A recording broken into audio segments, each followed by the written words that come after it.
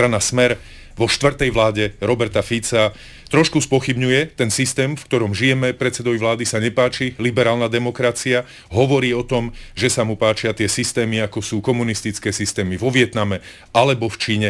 Toto bolo povedané v kontexte toho, že áno, je pravda, každé 4 roky sa tu vymení vláda a proste vy máte problém si nastaviť niektoré veci tak, aby keď teraz povieme, že chceme mať za 15-20 rokov niečo vystavané, tak môže každé 4 roky sa to preruší. To máte to isté ako napríklad v roku 2010.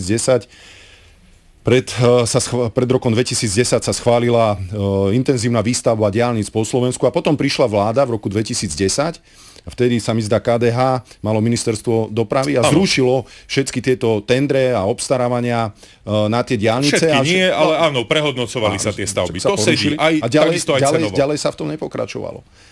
Len je zvláštne, že o tom hovorí strana Smer sociálna demokracia, ktorá vládne z posledných 19 rokov na Slovensku 14, ba dokonca od roku 2012 po rok 2018, dve volebné obdobia za sebou mala predsedu vlády. Dokonca v tom prvom volebnom období to bola jednofarebná vláda, čo vlastne od pádu totality na Slovensku, v Československu sme nikdy nezažili. Tak už sa ukázalo, že teda to aj bolo a aj tak to nevyšlo, pán minister. Tak pozrite sa, bola vláda do roku 2010, potom to prerušili 2 roky. Rok a pol, áno, vlády Ivety Radičovej, ktorá som povedal napríklad tie diaľnice, poprerušovali tie projekty. Ale to tiež nie je dobrý príklad, pán minister. Ale je to príklad. Nie je, pán minister, pretože pán minister, ja som robil moderátora politických debát aj v roku 2007, aj v roku 2008 a môžem vám povedať, že si úplne presne pamätám, ako predseda vlády s ministrom vtedajším dopravy, pánom Ľubomírom Vážnym, myslím, že stále poslancom za stranou Smer sociálna demokracia, hovoril o tom, že do roku 2010